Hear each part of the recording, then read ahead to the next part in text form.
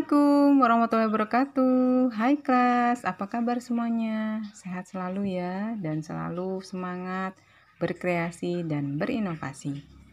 Oke kelas, jumpa kembali kita dalam video pembelajaran pendidikan Pancasila dan Kewarganegaraan kelas 10 semester 2. Oke kelas, sudah siap semua? Kita melanjutkan video pembelajaran sebelumnya. Kita akan melanjutkan ke bagian bab 7, yaitu merajut kebersamaan dalam kebinekaan. Oke kelas, bagian A, memupuk komitmen persatuan dan kesatuan. Bhinneka Tunggal Ika, Tanhana Dharma Mangrua. Maksudnya adalah berbeda-beda tetapi satu jua. Tak ada hukum yang bersifat mendua. Artinya, walaupun bangsa Indonesia terdiri dari berbagai macam suku bangsa, agama, ras, antar golongan atau sara, bahasa, budaya, tetapi merupakan satu kesatuan bangsa, yaitu bangsa Indonesia. Satu bangsa, satu bahasa, satu tanah air, satu hukum nasional, yaitu Indonesia. Walaupun bangsa Indonesia terdiri dari bermacam-macam suku bangsa, beraneka ragam bahasa, berlainan agama, tetapi mereka patuh dan tunduk pada hukum yang satu, yaitu hukum nasional Indonesia. Alat-alat pemersatu bangsa Indonesia, yakni A. Dasar Negara Pancasila, B. Bendera merah putih sebagai bendera kebangsaan, C. Bahasa Indonesia sebagai bahasa nasional dan bahasa persatuan, D. Lambang negara burung Garuda, E. Semboyan Bhinneka Tunggal Ika, F. Lagu kebangsaan Indonesia Raya, G. Lagu-lagu perjuangan. Oke kelas, Indonesia merupakan negara yang sangat rentan akan terjadinya perpecahan dan konflik. Hal ini disebabkan Indonesia adalah negara dengan keberagaman suku, etnik, budaya, agama, serta karakteristik dan keunikan di setiap wilayahnya. Indonesia merupakan negara yang memiliki keistimewaan keanekaragaman budaya, suku, etnik, bahasa, dan sebagainya dibandingkan dengan negara lain. Oleh karena itu, keberagaman ini jangan dijadikan alasan untuk memperlemah rasa persatuan dan kesatuan bangsa, tetapi justru harus menjadi modal dasar dalam pembangunan bangsa. Oleh karena itu, sangat diperlukan rasa persatuan dan kesatuan yang tertanam di setiap warga negara Indonesia. Persatuan dalam keberagaman memiliki arti yang sangat penting. Persatuan dalam keberagaman harus dipahami oleh setiap warga masyarakat agar dapat mewujudkan hal-hal sebagai berikut. A. Kehidupan yang serasi, selaras, dan seimbang. B. Pergaulan antar sesama yang lebih akrab. C. Perbedaan yang ada tidak menjadi sumber masalah. D. Pembangunan berjalan lancar. Untuk menjaga komitmen persatuan, perlu adanya toleransi yang tinggi antar kebudayaan, sikap saling menghargai antar golongan, mengenali dan mencintai budaya lain adalah hal yang perlu dibudayakan. Contoh nyata implementasi hal tersebut adalah dengan mempertunjukkan tarian suku-suku yang ada di Indonesia. Dengan demikian, setiap suku mempunyai rasa simpati satu sama lain. Contoh sikap dan perilaku yang mencerminkan komitmen persatuan dalam kehidupan sehari-hari. Saling menghormati, menghargai antar suku bangsa yang berbeda, saling toleransi antar pemeluk agama yang berlainan, tidak menghina terhadap teman yang berbeda sara. Oke kelas, di bagian B yaitu pentingnya integrasi nasional dalam bingkai Bhinneka Tunggal Ika. Pengertian integrasi nasional. Integrasi nasional berasal dari dua kata, yaitu integrasi dan nasional.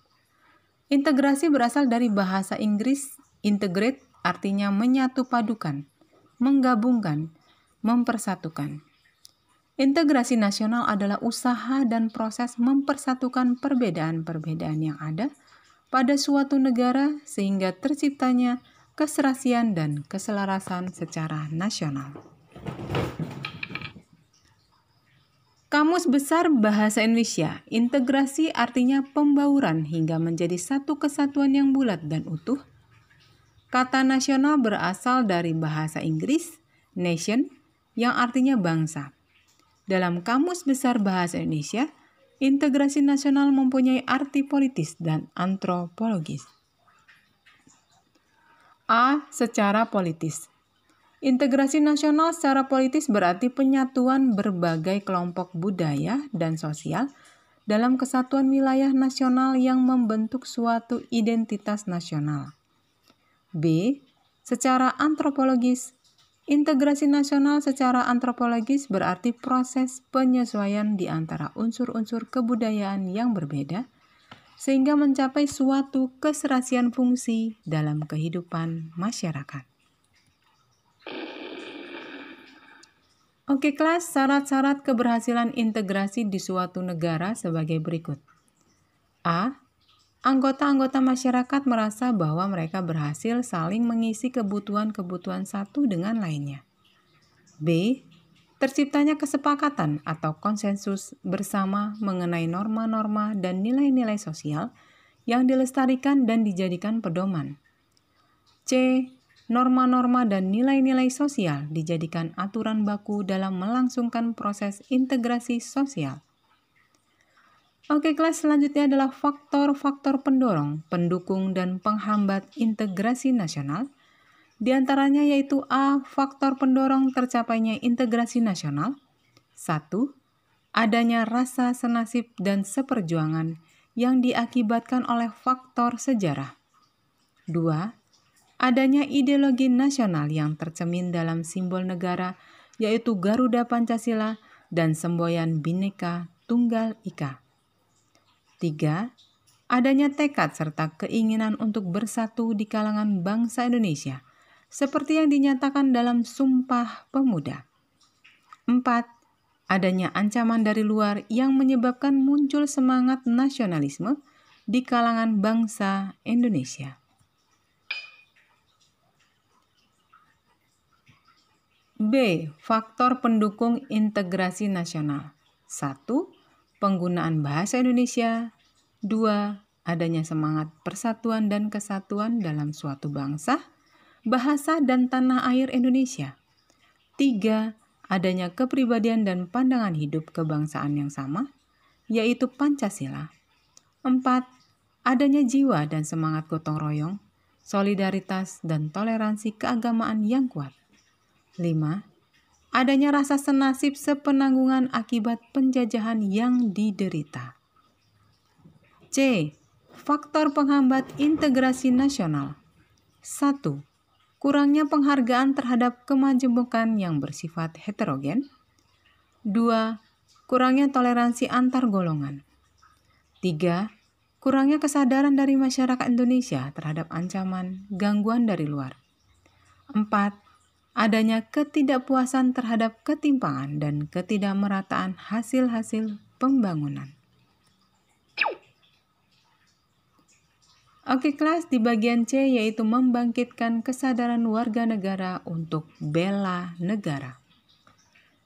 Bela negara adalah sikap dan perilaku warga negara yang dijiwai oleh kecintaannya kepada negara kesatuan Republik Indonesia berdasarkan Pancasila dan Undang-Undang Dasar Negara Republik Indonesia tahun 1945 dalam menjamin kelangsungan hidup bangsa dan negara menurut Undang-Undang Nomor 3 Tahun 2002 Pasal 9 Ayat 1 tentang Pertahanan Negara. Bukan hanya sebagai kewajiban dasar manusia, tetapi juga merupakan kehormatan warga negara sebagai wujud pengabdian dan rela berkorban kepada bangsa dan negara. Ada beberapa dasar hukum dan peraturan tentang wajib bela negara. A. TAP MPR nomor 6 tahun 1973 tentang konsep wawasan Nusantara dan keamanan nasional. B. Undang-Undang Republik Indonesia Nomor 29 Tahun 1954 tentang pokok-pokok perlawanan rakyat. C. Undang-Undang Republik Indonesia Nomor 20 Tahun 1982 tentang ketentuan pokok Hankam Negara RI diubah oleh Undang-Undang Republik Indonesia Nomor 1 Tahun 1988. D. TAP MPR Nomor 6 Tahun 2000 tentang pemisahan TNI dengan Polri. E. TAP MPR Nomor 7 Tahun 2000 tentang peranan TNI dan Polri.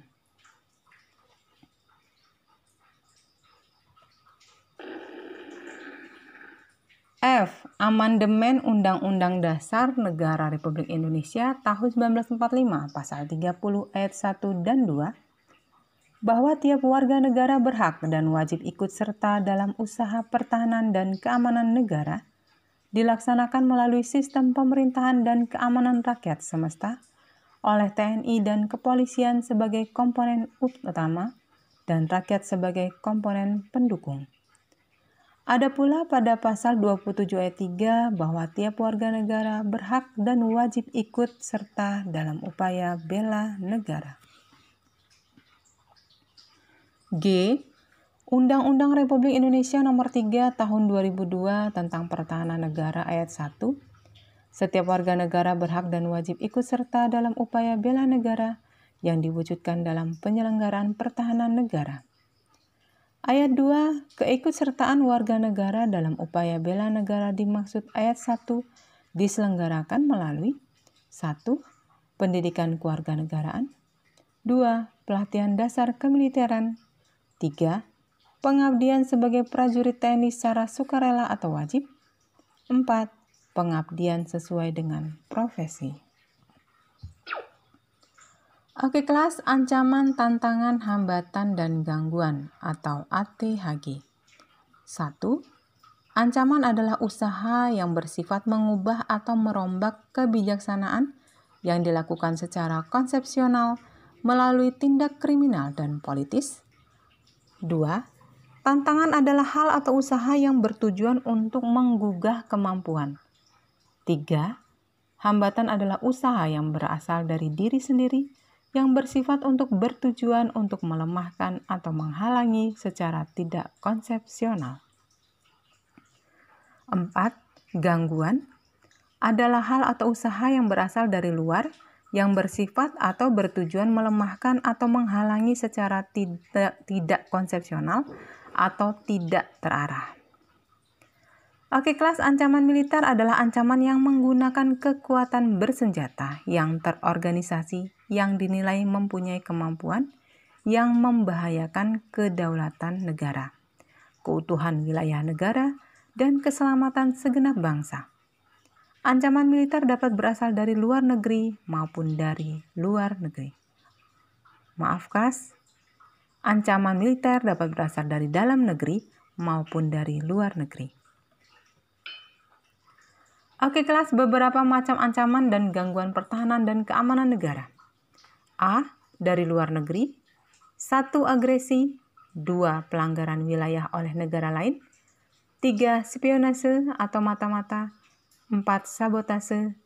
5. Aksi teror dari jaringan internasional. B. Dari dalam negeri. Pemberontakan bersenjata. 2. Konflik horizontal. 3. Aksi teror dari dalam negeri. 4. Sabotase dari dalam negeri. 5. Aksi kekerasan yang berbau sara. 6. Gerakan separatis pemisahan diri membuat negara baru. 7. Pengerusakan lingkungan. Oke kelas, ancaman non-militer adalah ancaman yang tidak menggunakan senjata tetapi jika dibiarkan akan membahayakan kedaulatan negara, keutuhan wilayah negara, dan keselamatan segenap bangsa dan negara. Contohnya penyalahgunaan narkoba, korupsi, dan lain sebagainya. Oke kelas, di bagian D yaitu membangun kesediaan warga negara untuk melakukan bela negara. Pembelaan negara adalah sikap dan perilaku warga negara yang dijiwai oleh kecintaan, kesadaran, keikhlasan, dan ketulusan dalam menjamin kelangsungan hidup bangsa dan negara, menjaga harkat dan martabat bangsa, mempertahankan keutuhan NKRI, serta mewujudkan cita-cita dan tujuan nasional berdasarkan Pancasila dan Undang-Undang Dasar Negara Republik Indonesia tahun 1945. Pada pasal 30 ayat 1 Undang-Undang Dasar Negara Republik Indonesia tahun 1945, tiap-tiap warga negara berhak dan wajib ikut serta dalam usaha pertahanan dan keamanan negara.